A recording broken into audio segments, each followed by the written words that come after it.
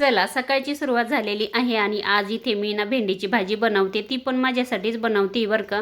कारण काय ना जुन्या घरी आमचा स्वयंपाक होतोय तिकडे, पण आहे ना मला काही गोष्टी खायच्या नाही, त्याच्यामुळे आज आहे ना मी माझ्यासाठी भेंडी इकडेच बनवते. भेंडी स्वच्छ धुवून घेतली आणि आता ती स्वच्छ कपड्याने पुसून आणि चिरून घेतलेली आहे, बघू शकता. त्याच्यानंतर आहे ना मी भेंडीची भाजी गरम गरम करणार आहे. त्याच्यानंतर मी त्याच्यासोबत आहे ना एक ज्वारीची भाकरी वगैरे पण करणार आहे आणि मी इकडे जेवण करणार आहे, कारण का तिकडे आहे ना आज वेगळं जेवण आहे त्याच्यामुळे.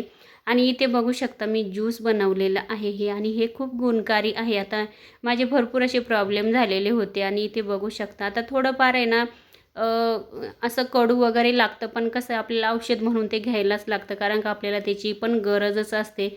आणि इथे बघू शकता आता मी हे ज्यूस बनवलेलं आहे आणि ते पण आहे ना ज्यांच्या पांढऱ्या पेशी कमी आहे ना तर त्यांच्यासाठी हे ज्यूस असं बनवतात. चला त्याच्यानंतर आहे ना इथे मी माझ्या सासूबाईसाठी ना एकच कप चहा ठेवलेला आहे, बघू शकता. म्हणजे आत्यांसाठी.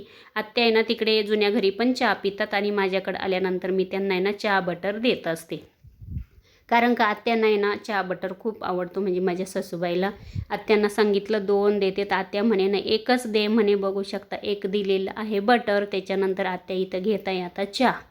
त्याच्यानंतर आहे ना भेंडीची भाजी आता इथे टाकलेली आहे. भरपूर वेळ झालेला आहे, 10 वाजलेले आहेत. तसं मी आता गावाला 10 वाजता जेवण करत असते.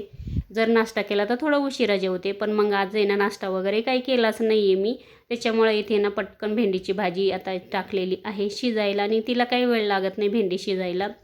आता भेंडी बाजूला ठेवते आणि लगेच मी इथे ना एक ज्वारीची भाकरी बनवून घेते आणि मी लगेच जेवण करणार आहे. आणि मला डॉक्टरनी ना ज्वारीची भाकरी खायला सांगितलेली आहे. आता जास्त करून आहे ना मी आहे ना चपाती खात नाही गव्हाची. आणि त्याच्यानंतर दुपारून आहे ना हे बघा थोडासा आराम वगैरे केला. परत मला भूक लागली. आमच्या घराच्याच मागं आहे ना इथे ना मी भुईमुग केलेला आहे. माझाच हा भुईमुग आहे. आता तो आहे ना अजून 15 दिवसांनी आम्ही काढू. थोडासा कोवळा आहे अजून, एकदम निब्बर नाही झाला आहे शेंगा अजून त्याच्यातल्या.